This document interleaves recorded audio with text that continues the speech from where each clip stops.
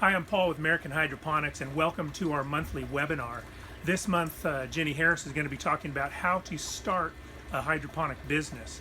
Now, she did this webinar a few years ago, but in this webinar, she has new, updated information. It's completely new, and you'll want to watch if you're all interested in succeeding with a hydroponic farm. What we're going to talk about today is how to start a hydroponic business. It's become very, very popular in the last couple of years, and we get a ton of inquiries about this sort of thing. So how to start a hydroponic business. Now, as we're talking about this, keep in mind the type of business that this particular webinar is going to be geared toward is a small business, maybe a single entrepreneur or a couple or a family wanting to start something. From here, you can expand. But really, this isn't the type of webinar that if you have investors and you want to start with anything larger than half an acre, for example, some of this information won't necessarily apply to that kind of scenario. So instead, we're going to be talking about what do you as an entrepreneur need to know to start a hydroponic business. So you need to know is about management. How are you going to manage your farm? And a lot of what we're going to be talking about is if you've gone on site and if you've seen things like the Get Growing 4K, 10K, or 15K, this is really ideally suited for the Get Growing 10K. And what the 10K is it's a 30 by 96 greenhouse. It's exactly this greenhouse that we're in right now. So you can see how big it is behind me and what all the greens are growing. So it's the 30 by 96 is what the 10K is. And it's enough really for one person to operate on their own. And maybe you might need a little bit of help during your harvesting time and stuff like that. But really, the intent is that this greenhouse, that this particular business is enough to operate by one person and provide a pretty good living for that person, assuming you have a sales outlet for your produce. So let's get into it here. I'm talking about management.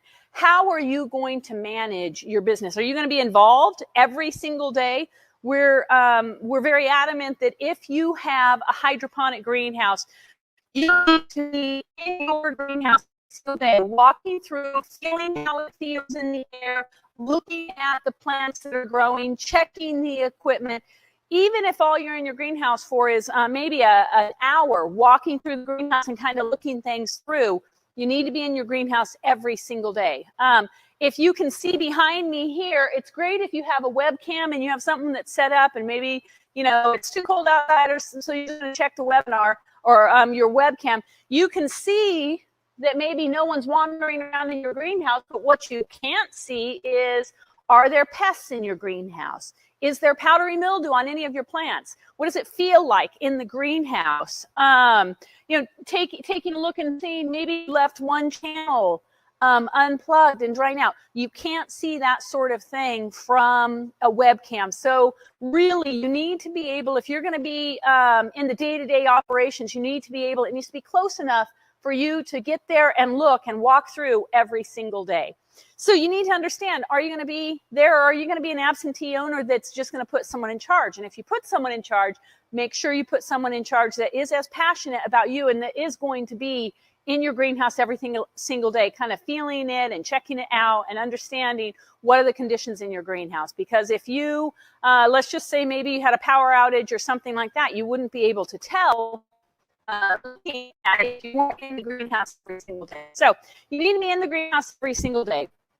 And your management, are you going to check on the greenhouse? Do you have someone who, if you have to go out of town or if you want to take a vacation or something like that happens, do you have someone who's going to check on the greenhouse every single day? And they don't need to be a full-on grower or have all the experience that you might have or all the knowledge that you might have. But what they do need to be able to do is to walk into the greenhouse and say, ooh, something's wrong here. Maybe one of the microtubes is cracked or it feels weird, and just give you a call and say, what do I do? But still, you need to be able to have someone competent and someone who you can rely on if you're going to be out of town. Another question that you need to understand from the management is, are you intending to run this business all year round? Which is the beauty of hydroponics and controlled environment ag, is that you can provide this kind of beautiful produce year round. So maybe there's where you live, you're not able to grow year round. Well, in a controlled environment like this greenhouse, this commercial greenhouse, you really can grow year round, and you can sell your produce year round. The other thing that just reminds me to say, really everything I'm talking about right now with solid just business practices, what you need to know, we have a lot of international customers. We have a lot of people who are watching this webinar who are not in the US or in North America. A lot of the stuff I'm talking about, while it's just sound business practices, also relates specifically to North America and how we do business here. So that's just a little disclaimer. The next thing to consider is what kind of capital is needed. So what do you need up front to get growing? How much is your total budget for the project? Is your budget, does your budget include construction of the greenhouse? Does your budget include maybe a cement pad? Are you going to have to pay lease or rent or permit? All of this sort of stuff. So, for example, this entire greenhouse, this is a commercial greenhouse, small polycarbonate, galvanized steel. It's 23 feet high. It's got a shade curtain. It's got the environmental control. It's got a heater, CO2 fans, the air growing system. This is about $135,000 investment, and it's just for structure and everything I just told you, including growing supplies and everything else. What that doesn't include is construction of the greenhouse, and it doesn't include the cement pad. So you need to understand how much money up front do you have to get started with your business. Are you going to have to purchase the land? Are you going to have to pay for permits on the land?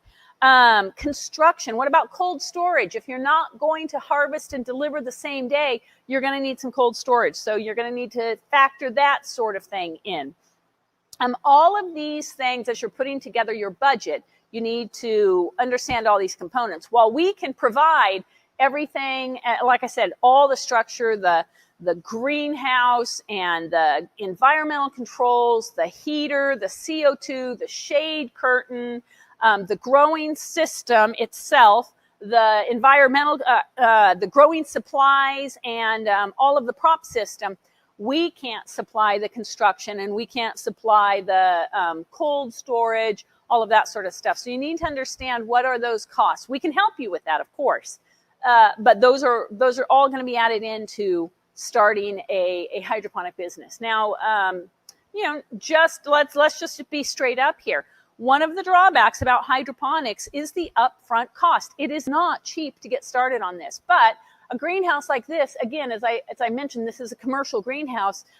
This greenhouse will last you for, I think it has a 20-year warranty on it, and it can easily last you for 25, 30 years. It's made out of galvanized steel. You'll have to replace every, I think about 5 to 7 years. You might have to replace some of the polycarbonate, but other than that, it's a structure that's made to last for decades. So understanding that. And the last piece on the upfront cost is, do you have enough cash in your upfront cost to see you through the first 6 months, right? As you're just getting started growing, from seed to harvest, you're talking about maybe 6 to 8 weeks on your first harvest. And in that time, you're not going to have any other income coming in. So you need to be sure that you have enough cash to see you through that time. So we got all that beginning stuff out of the way. Now, how do you really start a hydroponic business? Research first. That's going to be your number one. I think one of your top factors for success is understanding what your market is, and all that means is doing some research in your particular market. We're in Northern California. It's a very different market than, say, someone. We have farms that are growing on rooftops in Manhattan. You can imagine how different those two markets are. We have customers growing up in the Northern Territories in Canada that are fairly remote. We have nonprofits that are looking at it for revenue generation. So understanding what your market is, and all that means is getting out and seeing what kind of produce is out there. So go to farmers markets, go to grocery stores, talk to produce managers. People who love their jobs love to talk about what their jobs are and are pretty passionate about it. We've actually gone out here around in our community, and we've actually talked to produce managers, and they love talking about what they do and what they wish they could do, and some of the challenges in their business, all of these sorts of things. Get out there, just tell people what you're doing. and just talk to them. You don't have, it doesn't have to be a sales pitch because you don't have anything to show them yet, but just talk to them and start to understand how much do they pay? What, what are their challenges? What could they do? What could they use year round type of thing? Just a quick little note, when you go to a grocery store and you see maybe a bunch of basil or a lettuce or something like that sells for, let's say, $3 a head, you can be, as a general rule of thumb, pretty confident that they're going to pay, that the grocery store is paying their vendor and their provider about half of that. So if they're selling for $3, then they're probably paying $1.50 of it. And so that would be your price to the grocery store, just kind of as a rule of thumb. So that leads me into the next piece of research is what kind of outlets are you going to sell through? So as you see them on your slide, they're kind of listed in the order of lowest revenue to highest revenue. So distributors and wholesalers, they're going to pay you probably the lowest dollar amount for your product.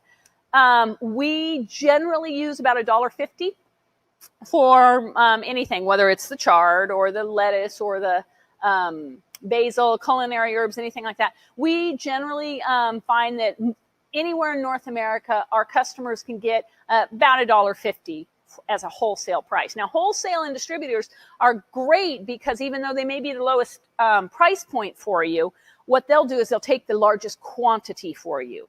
So, you can look and say this particular greenhouse has the capacity to produce 2,592 head a week. So let's just say you grow 2,000 head a week. If you have a wholesaler that'll take 1,500 of those, I mean, that's one customer that you don't have to worry about that's taking 3/4 of your whole harvest. So that's great. The rest of it, then you can kind of divvy up in other ways. So then restaurants. Restaurants are great because chefs love high quality produce, right? And they love unusual produce.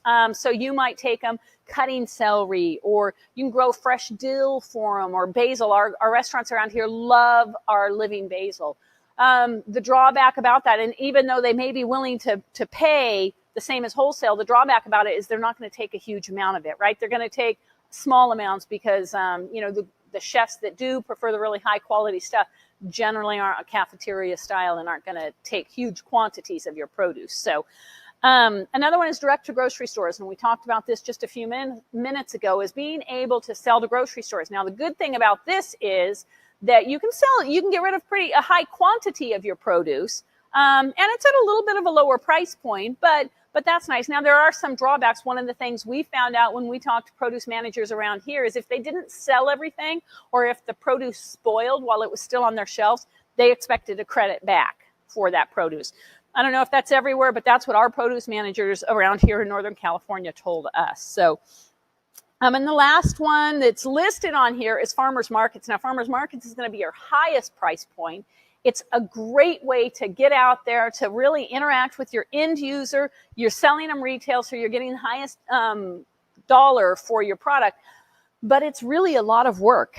And you have no idea whether you're going to come home with any product or not. So you haven't pre-sold anything by the time you go to farmers markets. So, but it is a great way to be able to kind of interact with customers, hear their comments, talk to them about what you do, and form a little bit of a clientele that expects, that it looks for you at all the farmers markets. Another one that's not on there is what's called a CSA, a community sponsored agriculture.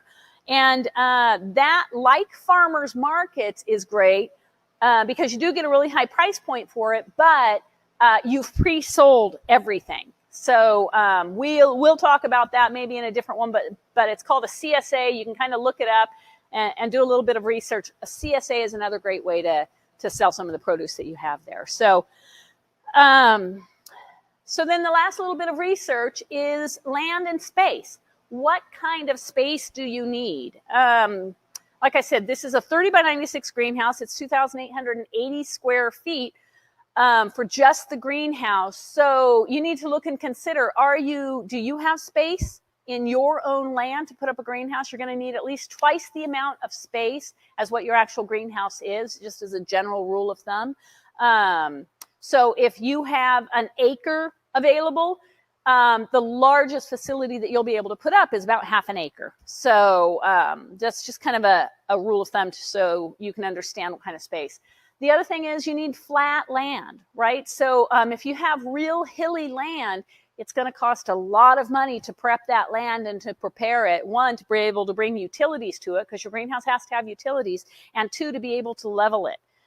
So if you're going to have to excavate or anything like that, that could be a big drawback in the cost of prepping your land. The other piece is where are the trees? Where is there going to be shade? You don't want any shade hitting your greenhouse at any time during the year, because that's just going to slow down the growth in that particular area of your greenhouse. And you think, well, it's only shade for a couple of hours a day, no big deal, but it really is a big deal, and it really will slow down the growth. So you want full sun hitting your greenhouse the whole day long. Plants need anywhere from 12 to 14 hours of sunlight a day, or of light a day, to grow to their full potential. So you don't want a couple of hours of that being taken out by shading or trees or anything else, or maybe another building might be close by. So that's something to think about when you're prepping your land and your space. Okay, so preparing legally and financially. Again, we talked about the finances, understanding what your budget is. You probably need to enlist an attorney or someone who knows the laws in your area to understand what kind of business are you going to form. Are you going to form a partnership? Are you going to form a sole proprietorship? Are you going to form an LLC or an S Corp? How exactly are you going to put together your business, and what sort of permits are you going to need for that? Again, permits, that's of course going to greenhouse permits. So, oftentimes we get a lot of inquiries of people who want to start their businesses, and they say, we walk them through all these questions, and they say, I don't need any permits. It's going up on my land and it's agricultural. And we encourage them to really check into that and make sure. And we've had more than one person who's ordered the whole Get Growing bundle and has it show up, and they start constructing it, only to come to find out the county comes by, sees them constructing something, puts a halt to it, and says you need to have permits. So double check whether you need permits, even if it's on your own land or private land, if you need permits to put up your greenhouse and to have an agricultural business there. We talked about understanding your revenue and all your costs, and preparing for crop loss. You always need to prepare for crop loss. Maybe your power goes out, you don't have a generator, and you lose some of your crop. You need to prepare for that in your finances and be able to cover that when it happens. And then apply for financing. We actually have financing available on our website. It's through a company called Contain, and they specifically finance projects like this at really reasonable rates. I think the last person who did it a few months ago, I think it was like at a 6% over 5 years. So it's fair and reasonable rates, and they specifically do controlled environment and indoor agriculture. So you can talk to them and see how they can help you in financing your project. Physically preparing for your greenhouse. Preparing the site. We've talked about that. You need to have a level ground if you're going to put down a cement pad. You need to have that taken care of, understanding what the greenhouse requirements are, construction of the greenhouse. And let me encourage you, if you're going to get this and have a construction crew come and put up your greenhouse, make sure you get a construction crew who's actually put up a greenhouse before, because the cost of a greenhouse, again, I'm throwing out some rules of thumb in the industry, but the cost of construction you can anticipate to generally be about 60% of the cost of the greenhouse. So, for example, this greenhouse alone, not including everything else, not the whole package, but just the greenhouse, is about a $90,000 greenhouse. So you can anticipate construction of that. If you find someone who's put up greenhouses, the construction of that greenhouse is going to cost you about 60% of that, or around $52,000. You don't want to get a residential contractor to put it together, because they won't know how to quote it, and they're going to quote you residential prices, which will be substantially higher. So best you can get somebody who's put together a greenhouse before to give you the cost of the construction. You'll need to order your system. A couple of points on that is if you order, even if you have your own greenhouse and you want to order a system, our systems take, because we custom manufacture for each order. So our systems take anywhere from 4 to 8 weeks to manufacture, depending on the size of it. So you need to keep that in mind when you're ordering it. You don't want to have your greenhouse constructed and ready to go and then call us up and order your system, and you're still out 2-3 months from manufacturing and then setting it up. So all of these things kind of have to fit together in your timeline. Next, building the greenhouse. Again, we talked about, making sure you get a construction crew. And really, what kind of greenhouse is it will be a key, and how big is it? If it's just a Quonset style greenhouse, you may be able to put that up yourself if you're pretty handy. But if it's going to be a commercial style greenhouse that's gutter connected like this one is, you're going to have someone who has some experience putting those things up. Getting started. So now we're actually talking about the actual functions of starting your greenhouse. Things like setting up your greenhouse system. The first thing you'll want to set up is the propagation system, right? That's where your seeds are going to go and germinate for the first 2 weeks before you transplant them into the actual system. So make sure your propagation system is up and running first so you can get those seeds in there. Once you're growing, now start taking samples of your produce out to some of your markets and seeing what can you produce, and talking to them and saying, okay, so here maybe is a beautiful head of lettuce, or here's maybe some basil or something like that. What else would you be interested in my growing? And you can get that growing in your system. Again, talking to chefs, produce managers, farmers markets, consumers, getting out and starting to talk to them and taking samples of things. That's really important. And taking samples 2 and 3 weeks in a row so they can see the consistency of your product, because what you're delivering them is a pretty high quality product. So, and aside from just running the greenhouse, as we've talked about in past webinars, you want to start developing another grower. And that'll be critical, because if something happens to you, whether that's maybe a sickness, or you're out of town, or you just want to take a little break, you need to be developing another grower. The other reason that's really good is because as you expand on a greenhouse like this, as you expand to another bay, you'll want to have a grower that can then come in and help you, because pretty soon you're gonna start to get bigger than what just one grower can do. So there are a couple of places. Talk to friends and family first of all. Next, get high school interns. We always have a high school intern in here working in the greenhouse, and this particular greenhouse is actually run by high school students. So go to high schools, go to junior colleges. We always get interns from high school and junior and colleges who come in, and people generally love working in the greenhouse because it's a great environment. Or an instructor.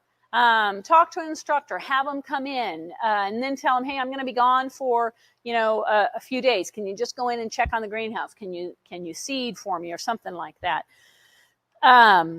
So super fast, everything we've just gone through. Now, the next slide you're going to see, it's going to stay up there for a second, because this is just a very brief summary of what your profit and your costs could look like in your business. Now, we actually have a business plan. If you go on our website, we have a business plan. It's $250. It comes with a detailed Excel spreadsheet that allows you to customize it fully to the size, what you want to grow, what your costs might be in your area, what your revenue might be in your area. And it also comes with about an hour and a half to 2 hours worth of consulting time from either myself or our director of operations, or our head grower, our vice president. So that's invaluable time, and that's at your schedule. So we can be available at your schedule with your specific location in mind and your specific plan in mind. So what this little chart that you have in front of you, again, it's pretty general, but let me just walk you through it. It's for this size of greenhouse right here. It's a 30 by 96 greenhouse.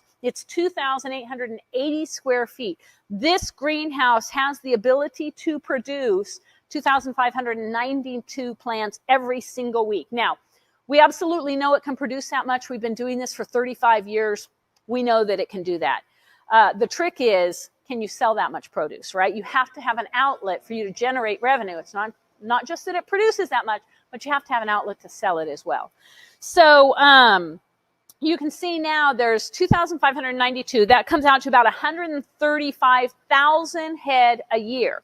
Now, we know, and we would never suggest that you base your budget on that number, because we know something's going to happen, and maybe seeding goes wonky, maybe you know, you get a genetically deformed plant in there or something. So we would never tell you to use 100% of that number. So the next line you see there is market loss. And all that means is we have down a 20% market loss.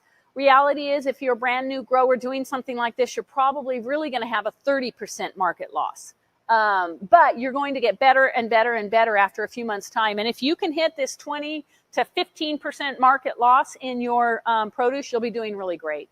Some of the best growers, indoor growers, probably have about a 5 to 7% market loss, which is really outstanding. But those are people who've been doing this for a long time. So you see that market loss, it brings your number down to just over 2,000 plants a week, which is what you should shoot for in your revenue numbers. And you're going to sell that per head or per unit at about $1.50, which again, we have customers, $1.50 is pretty much in North America standard average number. We have customers who sell it for $1.65 a head, and we have some customers who sell it for $1.25 a head. It depends on what your market demand. So you can see that revenue with a 20% market loss is about $162,000 a year. Now, sounds great, but out of that is going to come a couple of numbers. Your direct costs are going to be the cost of your growing medium, the cost of your seed, the cost of your nutrient, and the cost of your packaging. Those are going to be some of your biggest individual costs. So your Oasis or your Rockwool, whatever you use, we use Oasis. So it's going to be that costs about 1.5 cents per plant. Your nutrient is about 4.2 cents per plant, assuming you use AmHydro's lettuce nutrient or our Tasman Bay or something like that. It's about 4.2 cents per plant. Your seed is going to be about 2 cents each. And then your packaging. There's a whole webinar on packaging because packaging is a big, big deal. It's going to be the biggest cost of your individual plant. If you sell to grocery stores, they may want it in a clamshell.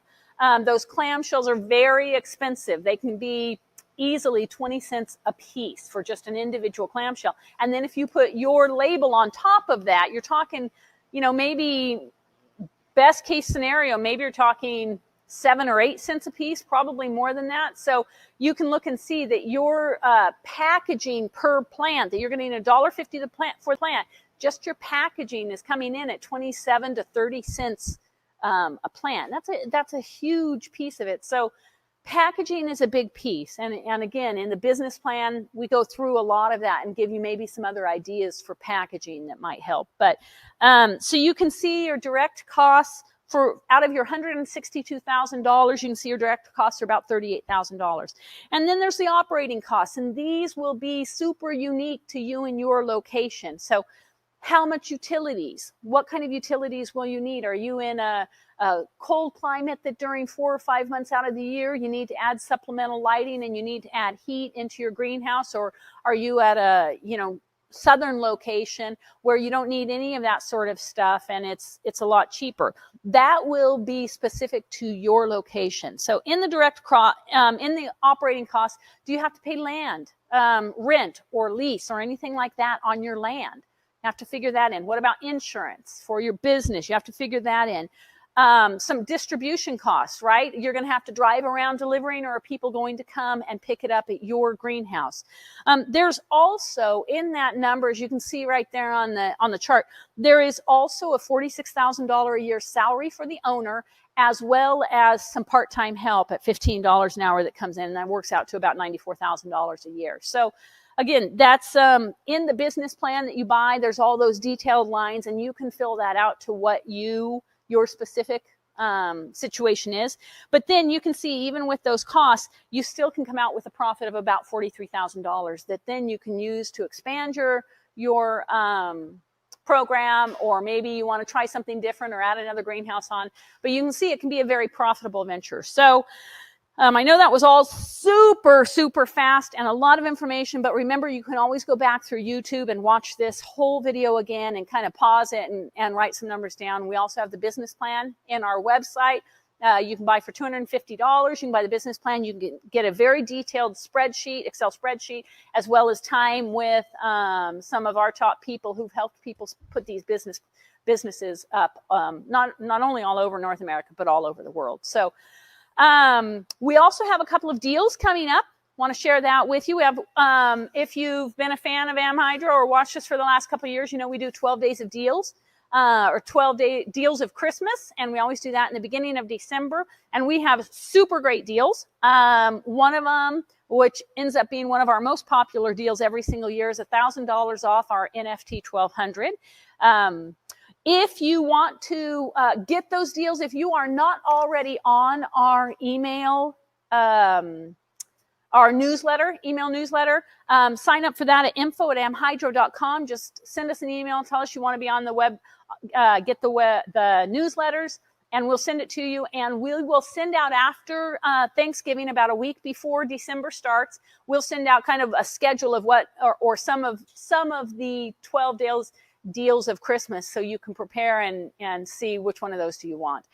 And the next one, this will be our last webinar of 2018. We're not going to have a webinar in December, but we will start again fresh with January of a brand new webinar. Our free webinars are always on the third Thursday of every month. So we hope to see you there.